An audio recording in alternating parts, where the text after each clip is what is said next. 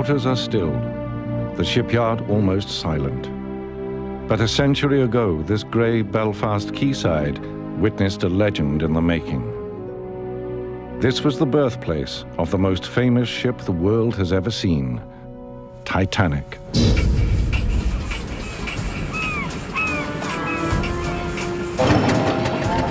She was to be colossal, magnificent, built to match the vision of the men who made her.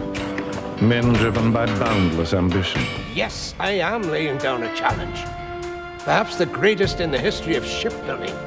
By a sense of foreboding. How on earth can we get more than 3,000 people into 16 lifeboats? And by absolute conviction. Is a ship safer? We don't know of it. As far as I'm concerned, she is practically unsinkable.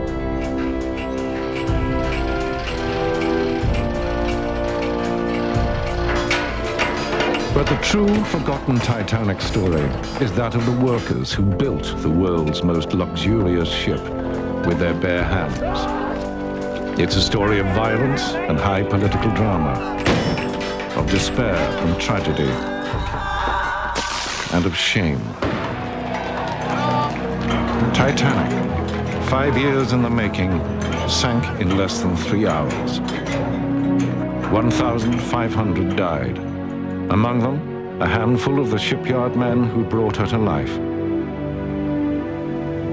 This is the authentic, untold story of those men and their ship.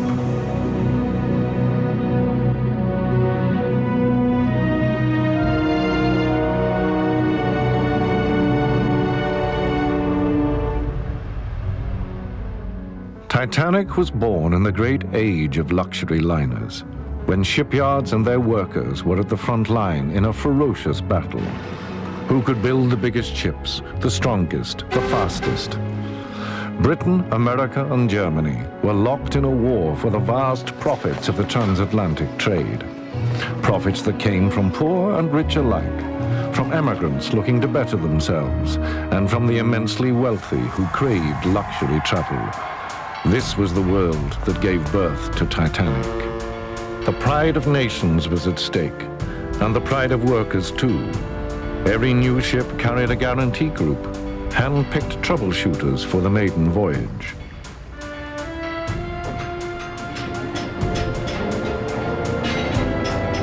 Titanic was no different. Almost 15,000 men worked in the Harland & Wolff shipyard in Belfast.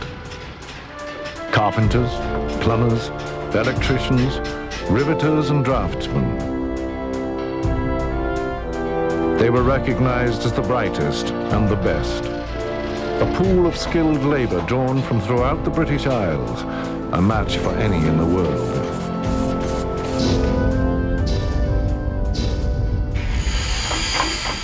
"4,000 of these men would work on Titanic, and of those, just 8 would be chosen to sail on her maiden voyage, the journey of a lifetime.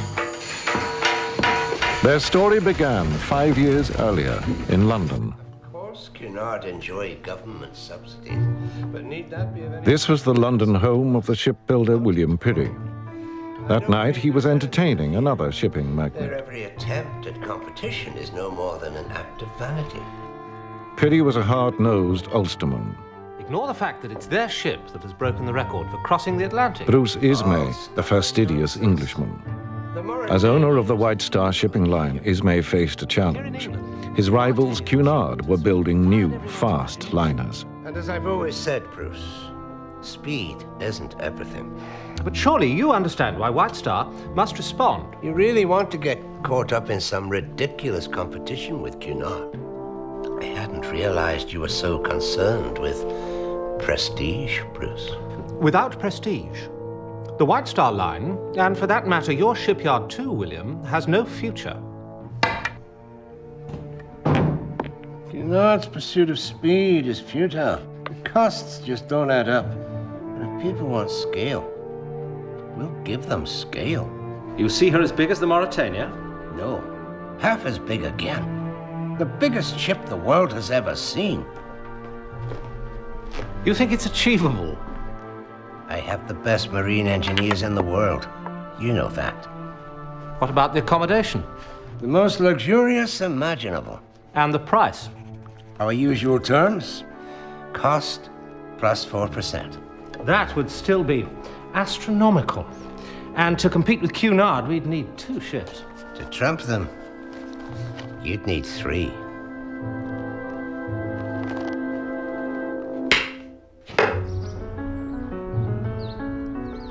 The deal was made in Belgravia, but it was Belfast where Titanic would be built. Belfast was Ireland's industrial heart, and its lifeblood was the talent of its workers. They'd made Pirrie's company, Harland and Wolff, the biggest shipbuilder in the world. Now a handful of them were about to enter legend. Alfie Cunningham, just 16, was starting as an apprentice. There's no need to be nervous, Alfie. Who's nervous? His widowed mother had 6 mouths to feed. Alfie was man of the house.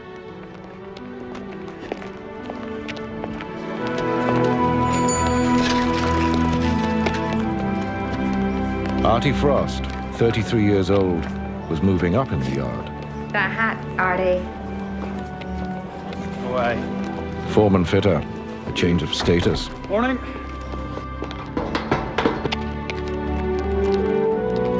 See ya. Tommy Miller, age 25, was a ship's carpenter. I'll see you boys, all right? Show me your piece. You'd forget your head if it wasn't screwed on. Aye. The yard was a hard place. The 6-day week brought as little as £1 to take home. Late arrivals were locked out. Oh, sorry, lad.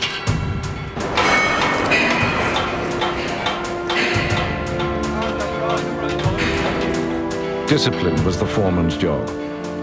Everyone a god in a bowler hat. A word from the foreman could mean either a job for life or no job at all. Mr. Frost! Mr. Frost! I know my name, son, and you'd be. Alfred Cunningham, sir. Starting today, eh? Yes, sir. Apprentice better.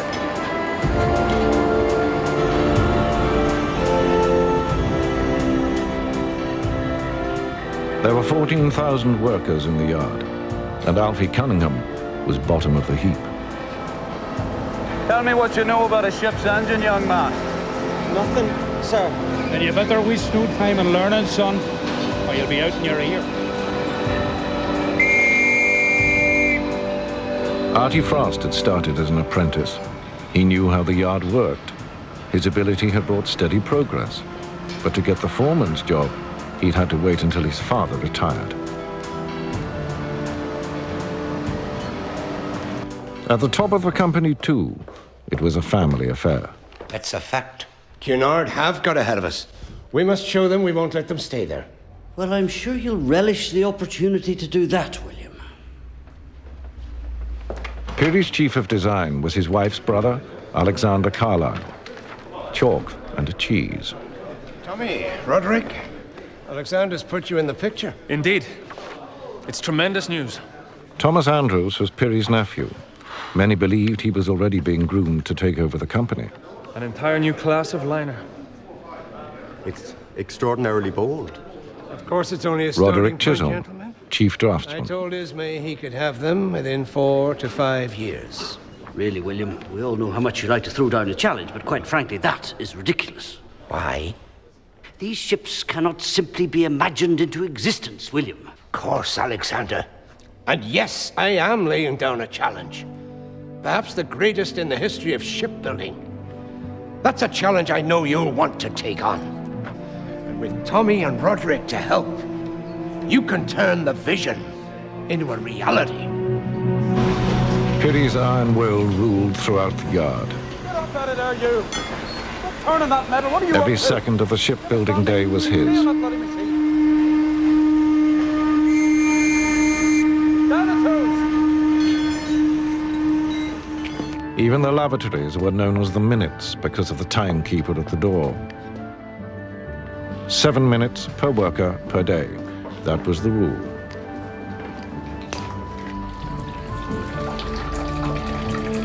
First day in the yard, aye? Aye. Oh, come on, laddie. It's the welcome every new boy gets. Get his chargers! Come on, keep out of this, Flowery. Said, leave him be! Come on, that's right, Flowery, you run. That's the only thing you Catholics are good at. Just 1 in 8 workers at the yard was Catholic. Is that a fact now? Go on with you. Idiots. But Lord Pirrie frowned on sectarianism. Friendships across the divide with Protestants like Tommy Miller were commonplace. Have not charity, it profiteth me nothing. Charity suffereth long, and is kind. The dinner break threw everyone together. For 45 minutes, a man's time was his own to spend as he pleased, in discussion and debate, gambling or games, and of course, the Bible. Prepare to burn in hell! No one was blind to religion, but more important still was the division between trades, and the kings of the yard with the toughest job were the riveters. Michael Flaherty, for one. Thank you. Thanks for that. Oh, my dad's a riveter, Alfie. He's as deaf as a post. Deaf as a what? That's why he wouldn't let me follow him. Got me signed on as a shipwright and joiner instead. Safer trade for us, eh, Mr. Miller? Safer? You say so. But weren't you afraid to tell those fellas where to go, like, with them being Protestants and all? You're a Protestant. Who's Mr. Miller here? Should we be afraid of you? No. Live and let live, I say. Aye. We're all Irish men here. Even himself. Is that Mr. Pirrie? Lord Perry to me and you. Must be something mighty important to have brought him down here, though, Mr. Miller. With the new liners, change was coming. Before Pirrie could build his giant ships, he had to rebuild his shipyard completely. New slipways, new gantries. Pirrie was making history, and to record it, he appointed the finest photographer in Ireland. Robert Welch would capture every phase of Titanic's construction.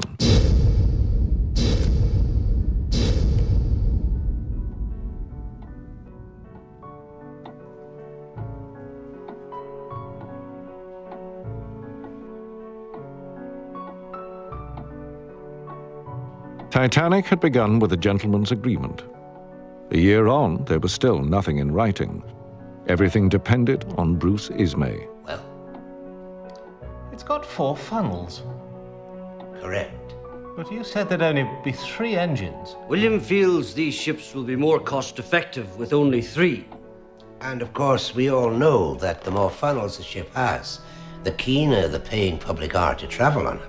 Cunard built the Mauretania and the Lusitania with 4. We didn't think you'd want your ships to have less.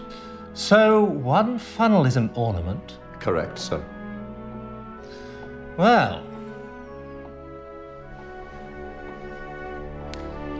I think she's magnificent. How soon can you start?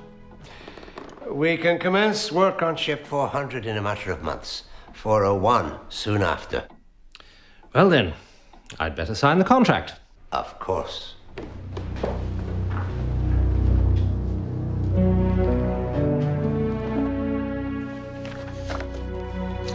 Now, they'll need names. We can't keep calling them ships 400 and 401. Surely, since 400 is the first in the class, we must call her Olympic. Agreed. And 401? She's your ship, Bruce. William, you know your classics. Olympus was home to the Greek gods, that's true, but what of their great rivals, the Titans? Giants, every one of them. Olympic's partner should surely be Titanic. Very good. Titanic it is, then. Was ever a ship more appropriately named? Olympic and Titanic, conceived and named with all the confidence of the new 20th century. In Pirrie's eyes, these giant liners would usher in an age of boundless prosperity. Nothing, it seemed, could possibly go wrong.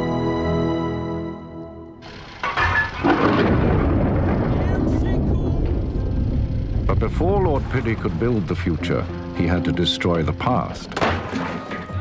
3 entire slipways were raised to the ground to make way for 2 massive cradles where Olympic and Titanic would be laid.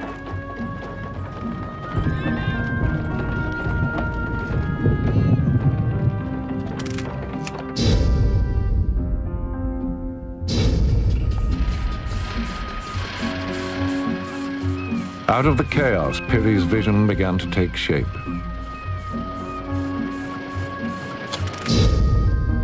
These giant vessels would need a construction gantry unlike any the world had ever seen. A complex steel structure big enough to allow Titanic and Olympic to be built side by side. 230 feet high, 840 feet long, and 270 feet wide. It was constructed to Harland & Wolff's own design, took 2 years to build, and cost £100,000. That's $6.5 million at today's prices. At its heart was an intricate system of mobile cranes designed to reach every part of the ships beneath. Pirrie had promised the biggest ships the world had ever seen. It was for the design team to deliver them in inch-perfect detail. They were led by Alexander Carlyle. But it was Pirrie whose word was final. For him, Olympic and Titanic would confirm Harland & Wolff as the world's greatest shipbuilder.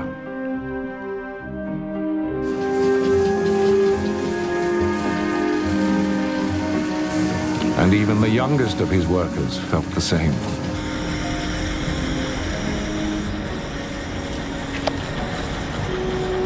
What's that face about? The Olympic.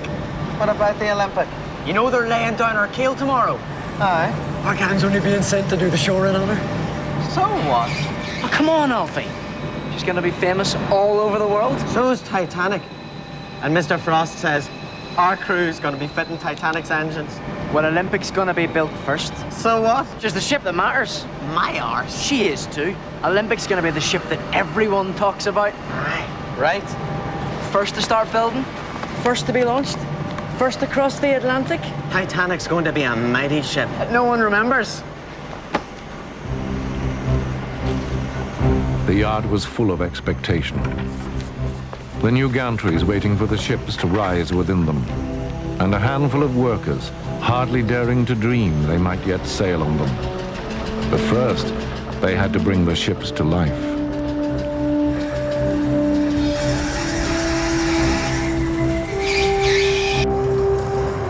Barely 3 months later, Titanic's own keel was being laid. A gigantic steel spine to support her 880-foot length. The keel plate stood the height of a man, easily reached by the 7-ton riveting machines suspended from the gantry. The wooden blocks beneath were carefully angled, ready for the eventual launch.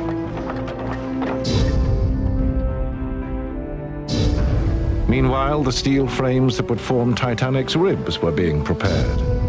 In the molding loft, a room the size of a football pitch, full-scale cross-sections of the ship were drawn in chalk, and the steel work that would give her shape was bent to match. One by one, the 300 frames of the hull were reared into place.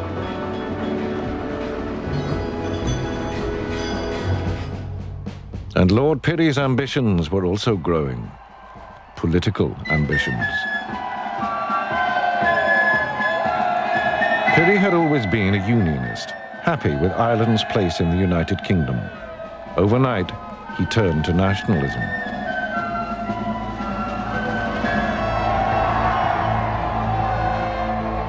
Ireland would prosper more, he argued, free from rule by London. Many Irishmen shared this vision. They called it Home Rule, but Pirrie was playing with fire. Those against Home Rule included many of his own workers. As Titanic took shape, a rift was developing in the shipyard.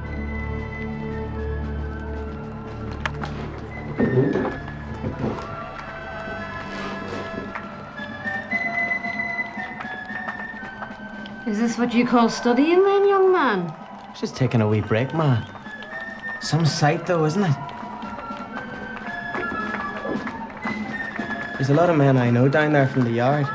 Look, there's Mr. Frost, my foreman. You best not let him see you taking time away from your studies then. What with all the exams you've got to pass? Tommy Miller's family had dreams of their own. Where was the sail to when you built her, Daddy? America. Where's America? I'll show you, son. Here is Ireland. Here is Belfast. And here's America. A lot of people go there. A lot of Irishmen go there. Why? Apple pie. What? They say they've got the best apple pie in the world. Apple pie like you've never tasted. Covered in cream. Honest? Can we go? Tommy, You're still not yourself, are you? I'm just a wee bit tired, that's all. You need to go and see Dr. Henry. Can't afford it. An outside lavatory, a tin bath, and just about enough food on the table for the men building Titanic. And for the most discerning of our first-class passengers, there will be a choice of 39 private suites, each one of which will comprise bedroom, bathroom, private sitting and dining rooms, all fitted out to the highest standards. Yes, gentlemen, splendid though these plans are, we had agreed to discuss less exotic subjects today. Now then, gentlemen, I propose we install 16 lifeboat stations, 4 lifeboats at each station, giving us up to a total of 64 lifeboats. Which would exceed Board of Trade regulations by some way. As Board of Trade regulations stand. But given the size of these ships, we must surely expect them to demand greater lifeboat accommodation. William?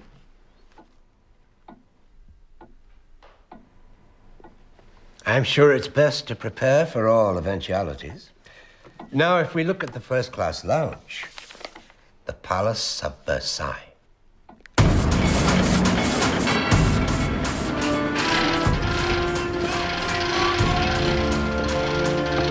It had taken a year, but Titanic skeleton was in place. Now it was time for her outer skin. 2,000 steel plates, 30 feet long and 6 feet broad, each one over an inch thick, weighing 3 tons. Plates were fixed to the frames with rivets, but the curving lines of the hull were too complex now for machines. This called for hair's breadth judgment and muscle power. 3 million rivets, red-hot iron stitches would hold this ship together, 1,500 tons of them.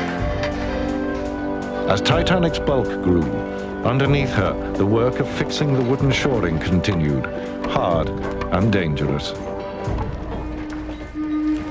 Thank God for that, Jimmy, eh?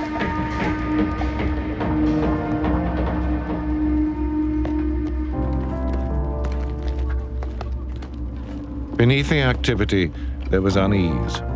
The rift over Home Rule was growing. The fiercest opposition came from the Orange Order.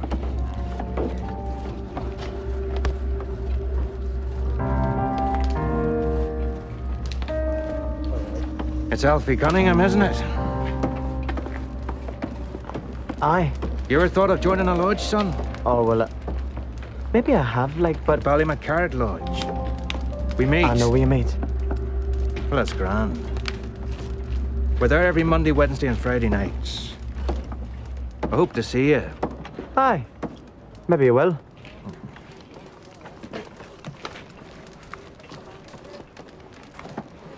You wouldn't. Wouldn't what? Go to an Orange Lodge meeting? Who says? What in Egypt you'd look in a sash and a bowler hat, banging a stupid great drum? Get lost, Flaherty, Come would you? on, can't you take a joke?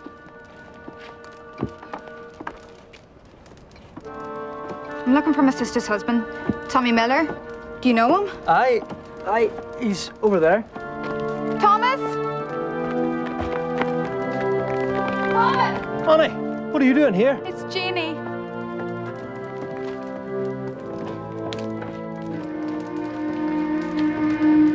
The tide in Tommy Miller's life was turning. I found her on the kitchen floor. Dr. Henry says it's rheumatic fever. Is it bad, Doctor? Before antibiotics, rheumatic fever was common. The result, almost certainly, would be heart disease.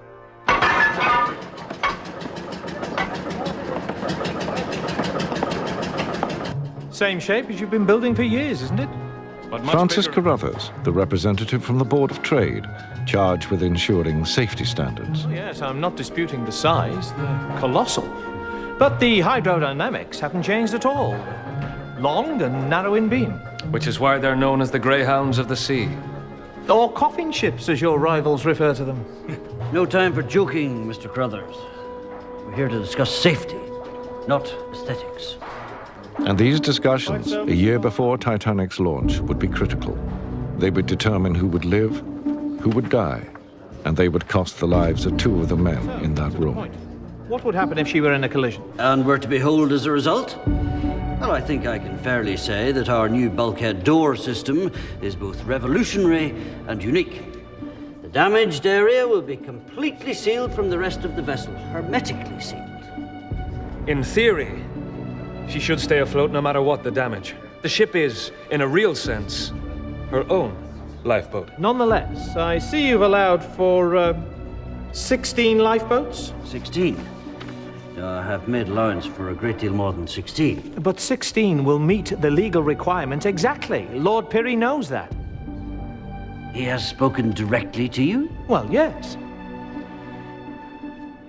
The provision of lifeboats, the entire design, is my responsibility. For Carlyle, 40 years with Harland and Wolff, this was breaking point. The regulations clearly show that 16 lifeboats is sufficient for a vessel of 10,000 tons and over. Agreed, William. But these ships are 5 times that size. How on earth can we get more than 3,000 people into 16 lifeboats? I have freely offered a further provision of 4 life rafts as well. We're now giving them more than their regulations demand. Oh, the regulations are out of date. This is a theoretical risk only, Alexander. The ships have been designed by you so that they cannot sink. Don't you see, William? Any human design is fallible. Surely the first rule of safety must be to think the unthinkable. And you are happy for our passengers to do the same. What? Has it occurred to you what they would think if the promenade decks were festooned with lifeboats? You are concerned the passengers may be alarmed by the lifeboats? In the numbers you recommend, yes. Our intention is to offer passengers the experience of a lifetime, not to frighten them so much they never want to travel on a White Star ship again. So, this is one of your economic decisions. These ships have to sail at a profit, Alexander, and I have to build them at a profit. And no doubt not having to provide a few dozen lifeboats will add a small but very welcome addition to your profit margin. You know that's nonsense. Alexander! It was the end of Carlyle's involvement with the company. Titanic was the last ship he would ever design.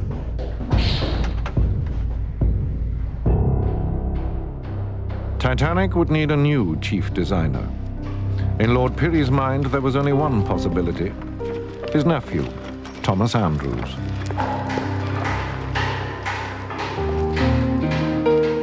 In the spring of that year, 1910, Halley's Comet was visible in the night skies throughout Europe. Some say it was there when Andrews took his wife Helen, pregnant with their firstborn, to show off his new liner. Titanic was already gathering myths around her, but of all the reported omens, this one, at least, would prove true. She's my ship now, Helen. Titanic and Thomas Andrews would be inseparable to the very end.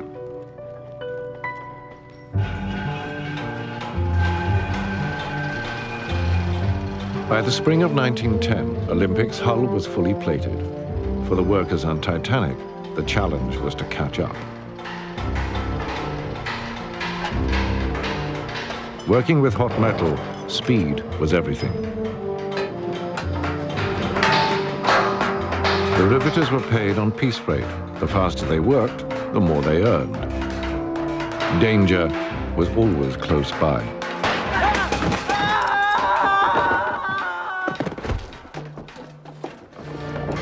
Samuel Joseph Scott, aged 15, was the first to die on Titanic.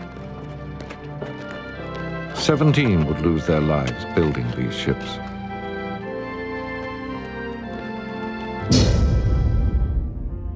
The company was entering a boom period of expansion. More than 3,000 extra men were set to work, bringing the wages bill up to a record £25,000. The key to Pirrie's organization was efficiency. He modeled the yard on his first-hand experience of industrial mass production in the United States. He generated his own electricity on site and introduced a 3-shift, 24-hour work pattern. Day and night, the building of Titanic and Olympic continued.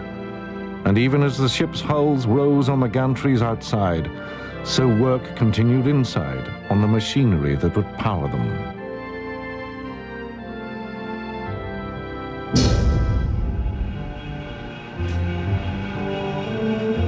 Alfie Cunningham was starting work on Titanic's boilers. Theirs was the heartbeat that would pump power to the engines. It's up there, son. Right, keep it coming in. There would be 29 boilers, each fed by up to 6 furnaces. They would consume 800 tons of coal a day and deliver 30,000 horsepower directly to the 2 main engines. That's lovely. The boilers dwarfed the men building them. The Titanic was designed for efficiency, not speed. Excess steam would be diverted to a 3rd engine, a low-pressure turbine that would increase Titanic's power by more than half. And this is where all that energy would be directed, to the giant manganese bronze propellers. A central one of 22 tons, flanked by 2 more, 38 tons each, and 4 times the height of a man. It was these that would drive Titanic through the Atlantic swell, but that was still 2 years away.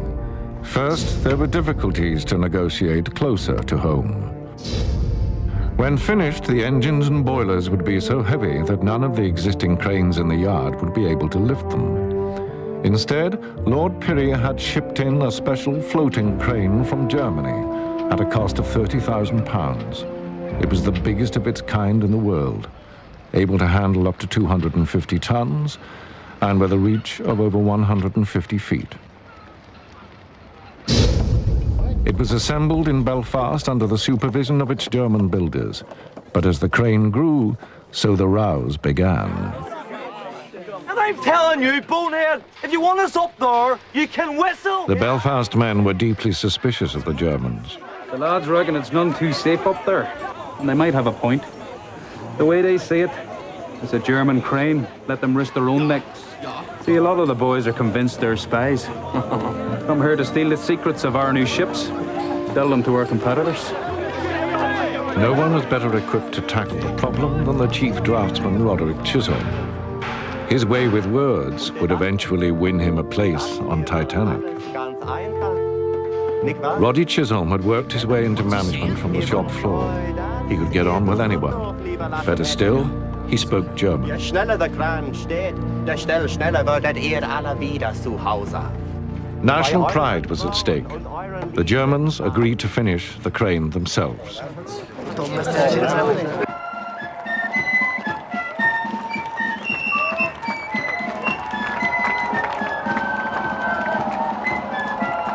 For young men, these were stirring times. Patriotism and religion were to be celebrated.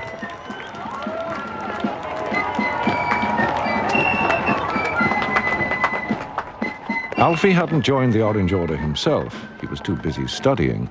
But he could understand the pride felt by those who were Orange men. You all right there, Alfie? Fine, Mr. Frost. Good man. He was proud, too, of Titanic. This was the launch day for Olympic. Lord Pirrie was never happy to see work stop. Those watching the launch had to forfeit their pay. Alfie! What are you doing here? Aren't you going to come watch? Watch what? You know what? 5 minutes to go. Come on. You want me to lose half a day's wages just to watch that old tin tub splash into the lagoon? Just my ship, Alfie. Aye. And I'm trying to build mine here, if you hadn't noticed. You're an idiot, Cunningham. So you are.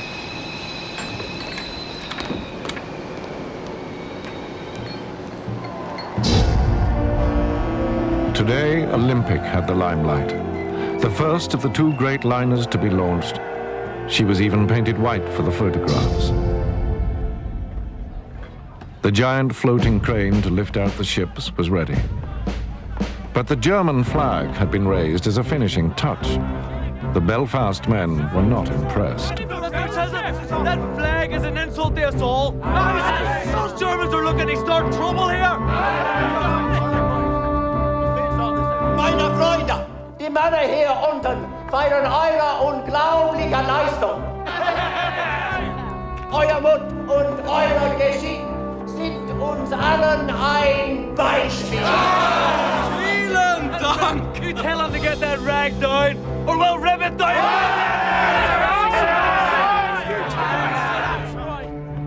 Kommt herunter! Wir wollen auf die Zukunft unserer Länder anstoßen. Ich Michael und Churches on! Ehrenmänner sind ein Haufen von Bettmessern, aber wir werden ein Bier mit ihnen trinken. So where do we stand, Mr. Chisholm? We've apologized handsomely. And I've promised you all a drink. The Germans surrendered both the crane and their flag. They were even persuaded to hoist the Union Jack. Soon enough, these men really would be at war. But for now, peace.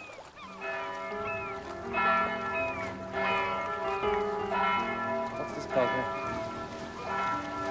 6 days a week, noise from the yard echoed across Belfast. On Sundays, it stopped. That's when the men brought their families to admire their work. Now, would you call that a funnel or not? You could fit a tram car in it. Imagine the size of the engine I'm having to build. As needs a funnel that size to take away the smoke.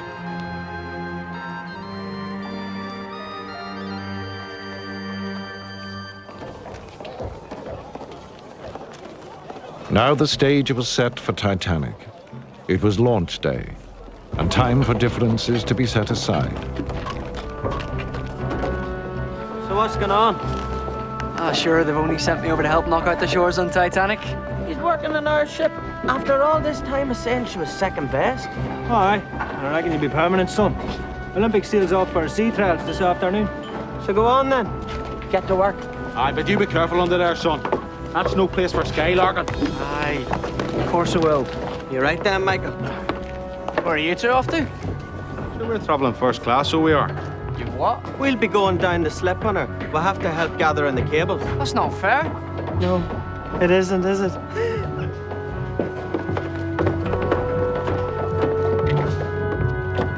A last inspection for Pyria and Ismay. Even without engines and fittings, the hull weighed 24,000 tons.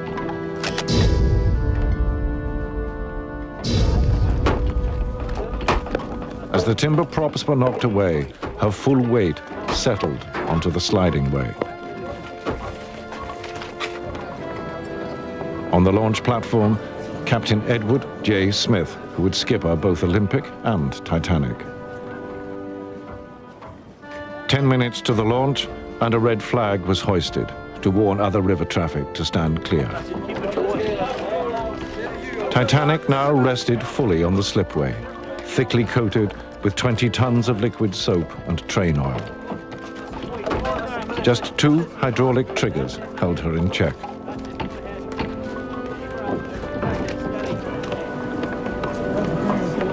There would be no champagne, no ceremonial naming for Titanic.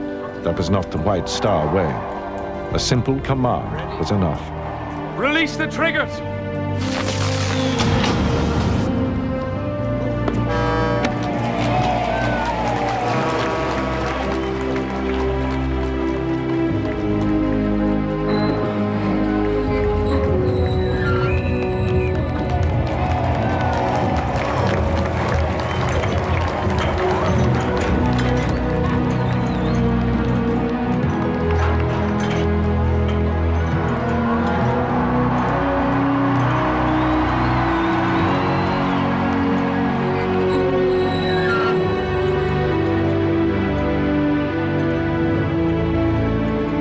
As she entered the water with scarcely a ripple, she was already traveling at 12 knots. Only the drag chains trailing behind, 160 tons of them, could draw her to a halt. It had taken just 62 seconds. Titanic was afloat.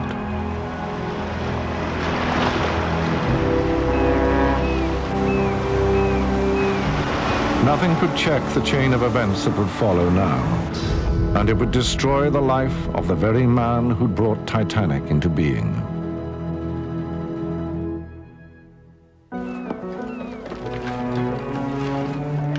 Now the slipways were empty for the first time in over 2 years. Titanic was in the water. As yet, she was an empty shell, still waiting for carpenters, engineers, and painters to transform her into a liner. Meanwhile, her sister ship, Olympic, was on her maiden voyage. Thomas Andrews was anxious for news. At last. A wire from Olympic. Yes? From Mr. Ismay. He's raised some real concerns about the ship.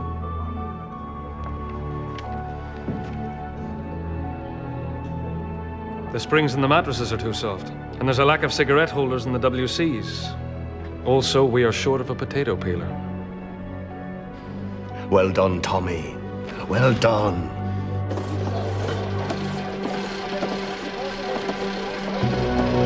But even as Titanic's slipway was being cleared, there was another forewarning of tragedy to come. Look out!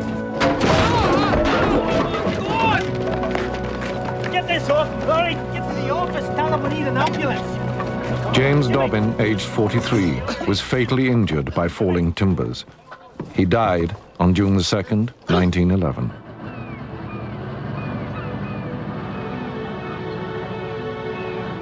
Titanic had been towed to the fitting out wharf. It would be a year before she was ready to sail. Funnels and boilers, decking and lighting, furnishings, decorations and paintings, all had to be fitted into place. Everything to live up to the dream of the world's greatest liner. The anchors and mooring posts were brought in from England and Scotland, as were the davits, basins, and baths.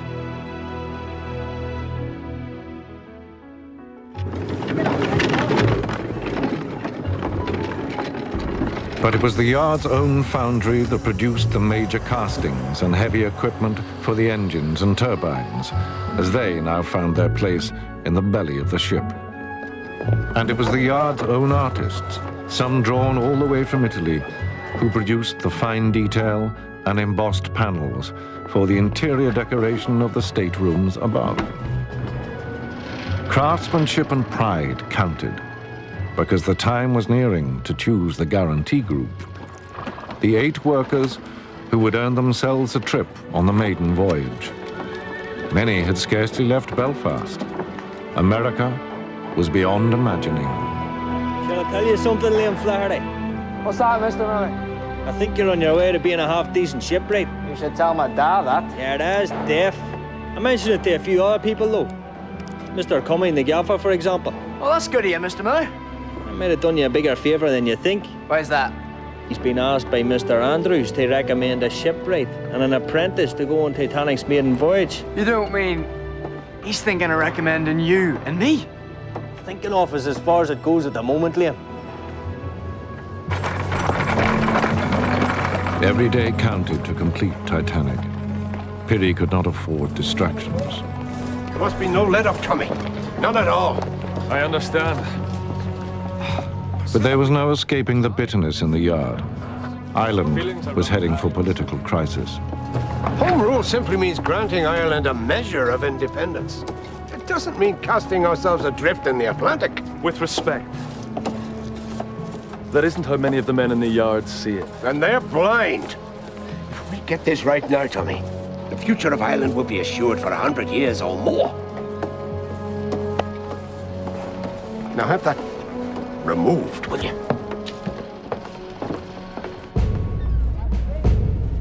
The time has come. not just to stand up and proclaim our Most of Pirrie's workers were against Home Rule. Unionists were determined to resist Irish independence, by force if need be. between duplicitous politicians in London and Pope-loving nationalists here in Ireland. We will resist their plans with every means at our disposal. There will be no surrender. There will be no compromise with our enemies. The workers of this shipyard will be at the vanguard. The talk was of treachery. Betrayal at first hand. And for Pirrie's workers, there was one man they could not forgive. William Pirrie! Come on, ready to deal with the devil! To sell his own soul if it suits him! There was poison in the air. Not succeed! I might be going to New York. New York? What are you talking about? Oh, it's not definite, but Mr. Miller thinks you've a real chance of being asked. Get lost, Liam. Aye. So you get 100 yards from the Falls Road and you don't know where the hell you are. Did not take you to New York, son. New York. But she's not even your ship. Olympic's always been your ship. Yeah, well, Titanic's my ship now. Whatever happened to you, Alfie Cunningham? Mr. Gilzine. How long is it since you promised to come to one of our lodge meetings? Oh, well, I didn't exactly promise. It's just difficult. I've classes up at the Institute most nights. Well, study's a fine thing. But you should be studying the history of your own people, your own traditions. I'm sure you're right, Mr. Gilzine. And it's not just all talk these days, believe me. We're having drill most nights. Ready for all eventualities.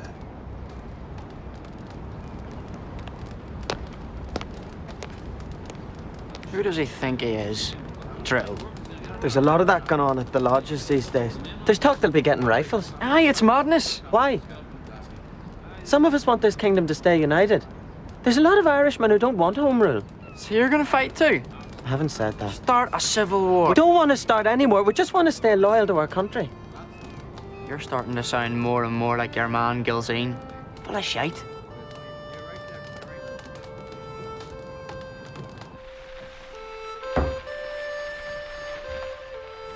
So is this true?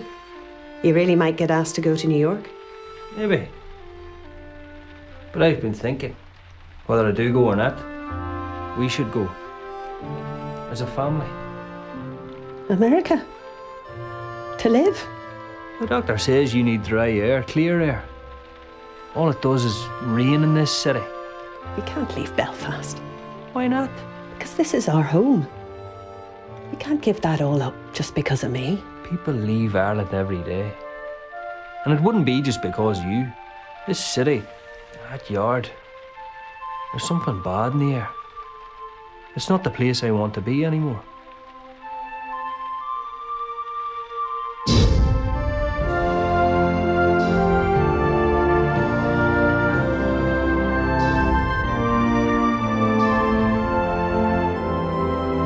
Only on Titanic now did the real world seem far away. Pirrie's vision was coming to life.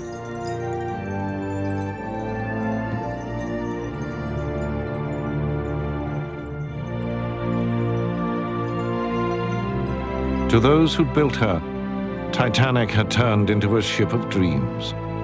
Would you look at her, Alfie? Titanic's magnificent. Did we really build all this? You, me, and one or two more. She didn't build herself, that's for sure.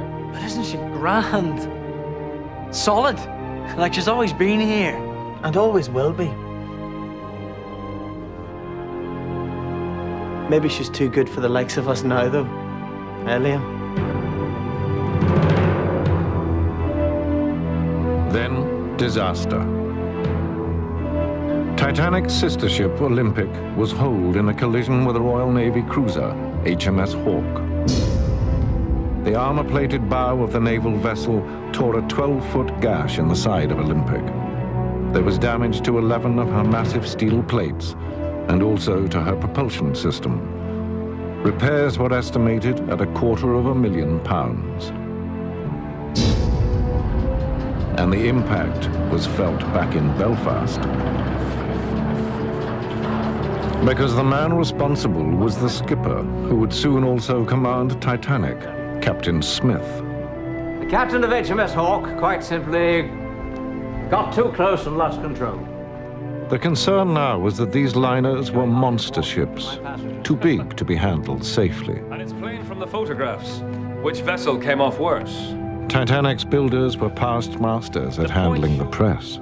That Olympic comfortably survived the collision. Consider what would have happened to any other vessel which had suffered such severe damage. Say the Mauritania. As water flooded in, her poor crewmen would have scurried around frantically trying to close the doors between all her separate compartments and stem the flow. A vain endeavor. But we at Harland and Wolff, gentlemen, have introduced automatic watertight doors. A simple flick of the switch suffices to seal the entire ship and render her safe. Much had been made of the watertight doors, a design that Harland and Wolff had actually borrowed from a German rival. What was undeniable was that they worked. As soon as water is detected in the ship, an electric switch is automatically thrown, causing all the bulkhead doors throughout the ship to close at once. Mr. Frost. I should come to this side of the door, Mr. Green, or you may get very wet. There we are, home and dry. You see? With her automatic doors in place, Olympic had stayed afloat, even with 2 compartments completely flooded. So this, in your view, makes the ship what? Unsinkable? Captain Smith had long argued exactly that. I cannot conceive of any vital disaster happening to this vessel. Modern shipping has simply gone beyond that. Look, if there's a ship safer, we don't know of it. As far as I'm concerned, she is practically unsinkable. Practically unsinkable was the phrase used to sell Titanic. To most people, it meant simply that Titanic was safe. The fact that her sister ship had survived a collision with a cruiser only reinforced that. But Titanic's completion schedule had been critically hit. She surrendered her place in the dry dock for repairs on Olympic to go ahead. She even gave up her starboard propeller shaft to replace the shattered one on her sister ship.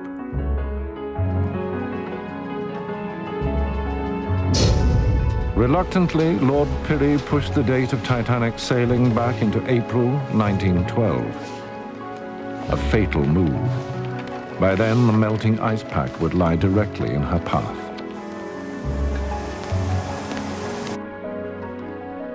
Pirrie was on a collision course of his own, bent on home rule, come what may. He intended to stage a rally in the heart of Belfast. His choice of speaker would outrage his opponents. It has to be Mr. Churchill, Margaret. You know they'll hate you for it. We'll make them see the error of their ways. Winston Churchill, the Lord of the Admiralty, was a hate figure for Ulster loyalists. Like Pirrie, he had a unionist pedigree. He too was seen as a traitor. Keep it coming. Good man. Just drop it in there. Ulster's future was in the balance, but in the dry dock, work was at last underway again on Titanic. Unionists or not, for some workers it was finishing the ship that mattered. Mr. Frost! What? You know how there's always a bunch of fellas sent with a ship on its maiden voyage? The Guarantee Group? Aye. I have a pal who reckons he might be chosen. Is that a fact now? I was wondering if, like, you know, his foreman might be kidding him on. Why would he do that now? Well, for a start, this pal's a Catholic. No, but, I mean, there's some people in this yard who say if you're not a Protestant and a member of an Orange Lodge, for that matter, you're lucky to have a job at all, let alone go to America on Titanic. There's no place for sectarianism in this yard. The job's what matters. I say that as a Protestant and an Orange man. So it could be true. New York? I wouldn't know. I'd only know which engineers would be going. You? Might also have a short list of apprentices in mind to take with me. You don't mean... Take nothing for granted, Alfie. But... Just get on, work hard, see what happens. For Alfie Cunningham, new horizons. But Tommy Miller's prospects were darkening. Boys, what are you doing? Honey. Oh, no.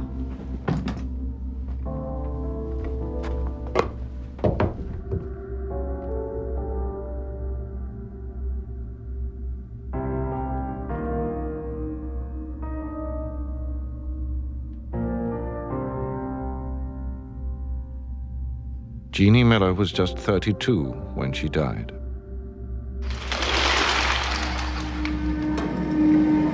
Titanic's maiden voyage was only weeks away. The guarantee group was on everyone's mind. You're lying. I am not. Maybe we'll both get to go to New York. Well, maybe he's just stringing you along. Mr. Frost knows I'm good at my job. And you're a prod like he is. What's that got to do with it? Do your chances any harm, will it? What do you mean? Are you saying Mr. Frost's a bigot? Of course I'm not. Well, why'd you say it? It was a joke, Alfie. No, it wasn't. Alfie, I know Arthur Frost's not a bigot. I shouldn't have said anything. Aye, well, you did. What's all this? They're searching us, aren't they? Searches were routine, but the Loyalists were preparing to fight with whatever came to hand. Sure, you must no harm, fella. Rivets had stitched Titanic together. They also made lethal ammunition. As Perry prepared to welcome Churchill, the mood in Belfast was ugly. 10,000 troops had been drafted in. Margaret, if I thought it would come to this, I'm not sure that I'd have. Even the threat of violence is a disgrace, William. It's an attempt to stifle free speech. You'll not let them succeed. I most certainly will not. Perry and Churchill found themselves facing the full fury of the Unionists.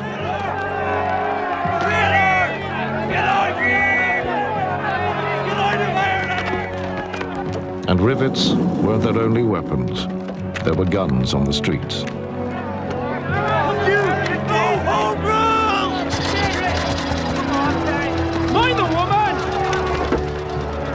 Perry and Churchill were lucky to escape with their lives.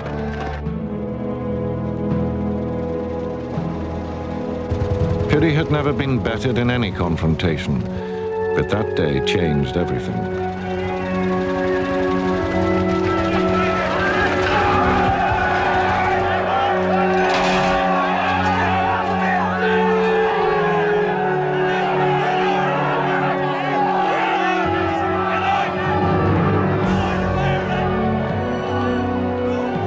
Lord Perry fled Ireland, humiliated.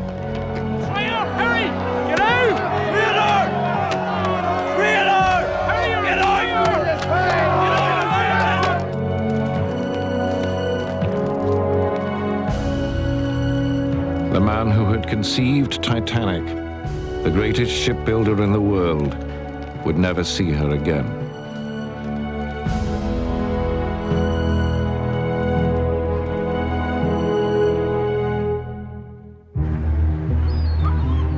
Titanic was almost finished. 5 long years of careful work had brought her into being.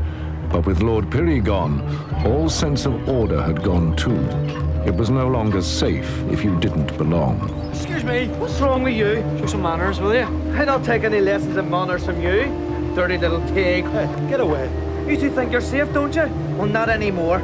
Perry ran away, in case you didn't hear. All Catholics run away in the end. Perry's not a Catholic. Aye, he's a Catholic lover. Even worse. Come on, son. Leave it. You're better than this.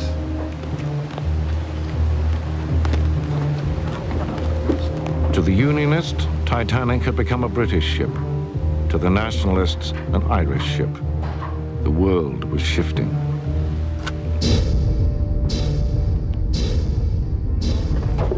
Here.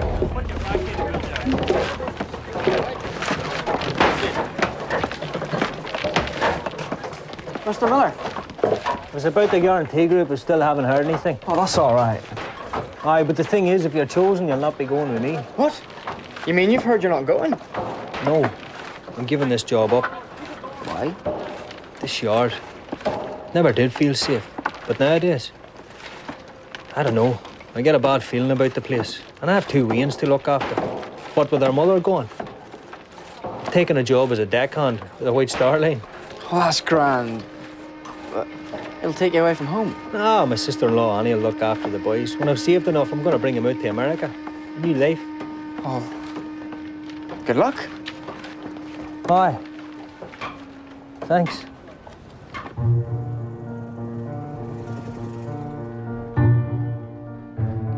Titanic had been conceived in London's Belgravia. That's where Piri had taken refuge. Uncle William. Thomas, thank you for coming over. It's the best thing, until things settle down in Belfast, and you're able to return. There'll be no return.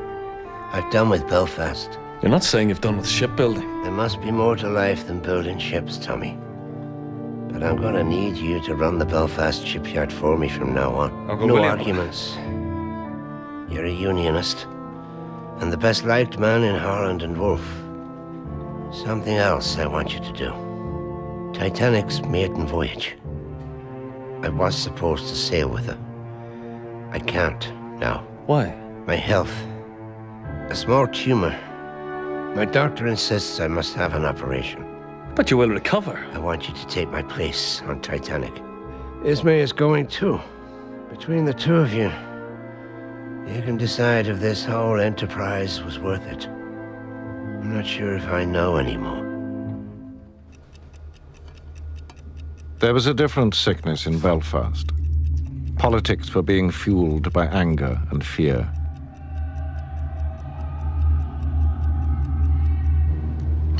And in the shipyard, there were scores to be settled.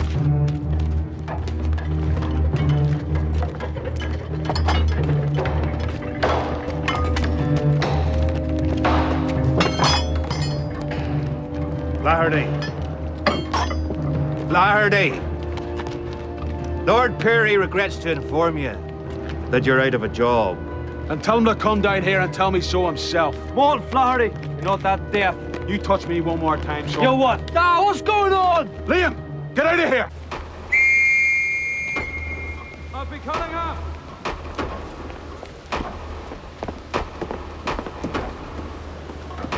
Some news for you. Titanic sails on April 1st. And we're on her. We're in the guarantee group. Go on, boy, just go! What are you doing? Your old man's just been sacked. We're after escorting him from the yard. Ah, away, Liam! April Fool's Day. Aye, but it's not a joke. And neither is this. Your pal Liam Flaherty's definitely going with us. Does he know? I doubt it.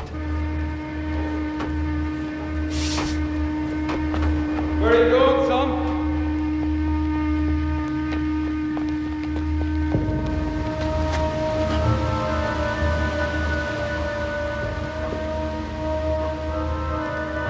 Pick his feet up.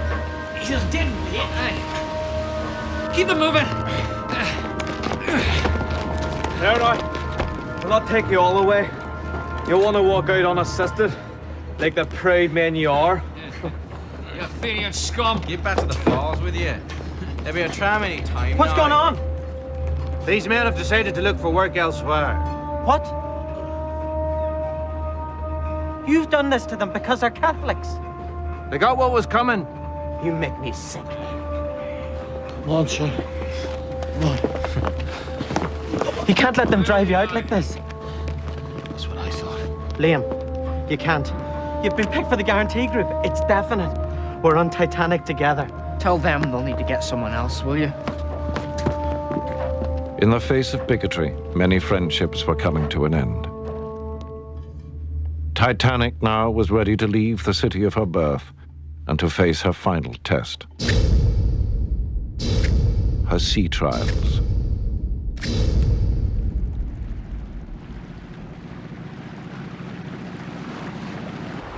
Signal tugs to releases. Release tugs. 5 years of endeavor for one moment. Start the engines. Away we go, boys.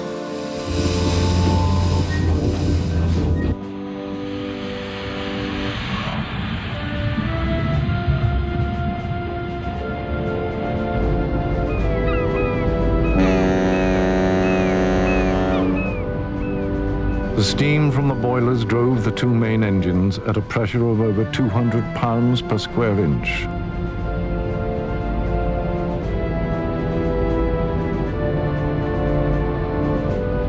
Gentlemen, Titanic is underway.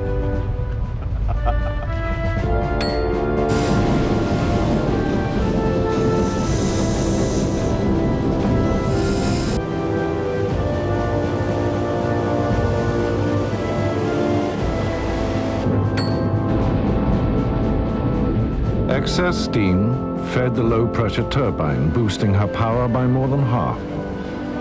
With the central propeller engaged, she was brought to cruising speed. There had been last-minute changes, more first-class staterooms and private promenades. They'd made her heavier, 1,000 tons heavier than her sister ship. At over 46,000 tons, Titanic was now the world's biggest ship. The sea trials were not a formality. Hard to stop it. Hard to stop it. Francis Carruthers from the Board of Trade was on the bridge.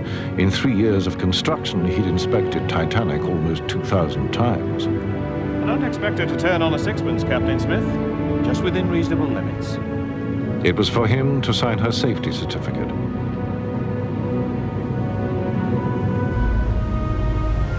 On that April day in the Irish Sea, Titanic was put to the crucial test. At her full speed, 21 knots, how quickly could she stop? Full speed astern. Full speed astern. Full stern! Not as quick as you can!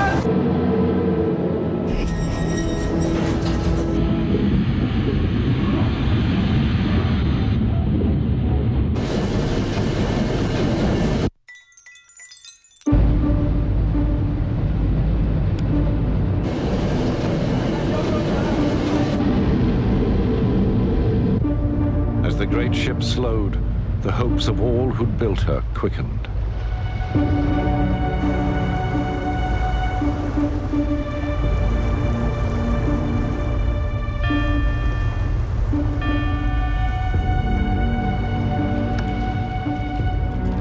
Well, Mr. Carruthers. 850 yards. Well done. That's quite acceptable. Excellent. Excellent. She'd stopped in under half a mile, less than 3 times her own length. Her passenger certificate was endorsed. Good for 1 year. Titanic was free to take on the world. And chance had brought aboard someone who knew her very well. Mr. Miller! Oh, Faith. 2 months earlier, Thomas Miller had left the shipyard, but White Star was short of crew. He was back on the ship he'd helped to build. Hey, there. How come you are? Only my second job as a deckhand to New York on Titanic. They were short-handed. My good luck. Well, isn't that the best news? And you're going too. Aye. So we'll be seeing plenty more of each other. Well, will that? Here, Alfie. Can I buy you some apple pie in New York?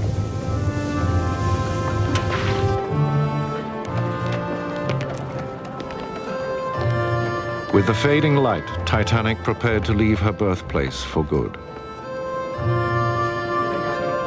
And Thomas Andrews gathered his prized guarantee group, the troubleshooting team for the maiden voyage. 8 trusted men, among them Roderick Chisholm, Artie Frost. Look after your mommy for me. Okay. Alfie Cunningham. That Tommy Miller was also there must have seemed a happy accident. They are, boys. A penny each. They're this year's. Don't spend them till I come back. We'll be even richer then. All right. Artie Frost, we know, was sure of promotion on his return. And Alfie's hard work had also paid off. The shipyard had named him Apprentice of the Year. His future was secure. Mr. Welch. Goodbye. Goodbye, and good luck. Every man boarded Titanic in hope and expectation. We'll see you in a couple of weeks.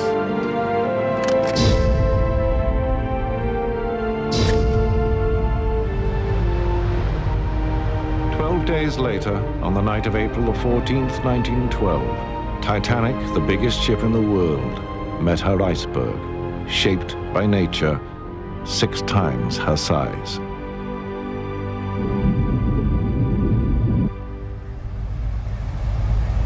She carried over 2,200 passengers and crew, but lifeboats for only half that number.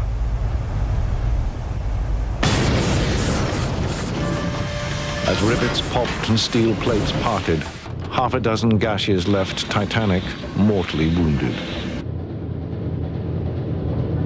She had been designed to stay afloat with up to 4 compartments flooded. Under the iceberg's impact, 6 sprang open. 5 years in the making, Titanic sank in 2 hours and 40 minutes. Thomas Andrews is said to have helped many to escape. He was last seen alone in first class. Artie Frost was witnessed heading down into the engine room. The body of Roderick Chisholm, chief draftsman, was never recovered. Alfie Cunningham, 21 years old, was reported among the survivors. It was a case of mistaken identity. And Tommy Miller died alongside his former workmates. All of the guarantee group, the men who'd built Titanic, died on board their ship. 1,500 more people died with them.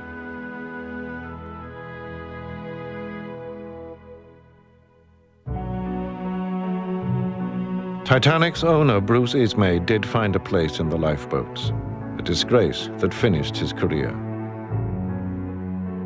The Titanic inquiry cleared the shipbuilders of blame, but Lord Pirrie's health was broken. He died with his business almost bankrupt. In Belfast, the men who built and sailed on Titanic are remembered by name. Their families still cherish their memories and keepsakes. From Thomas Andrews, a telescope. From Roderick Chisholm, a book presented for Titanic's launch. From Artie Frost, his foreman's whistle and slide rule. And from Tommy Miller, the 2 pennies he gave his children. Don't spend them till I come back. We'll be even richer then.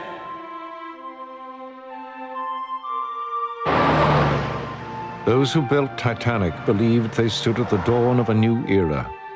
Sadly, they were right. Within 2 years, the entire world would be at war. The Edwardian dream was over. But the dreams of the men who brought Titanic to life would never die. They have become part of her legend.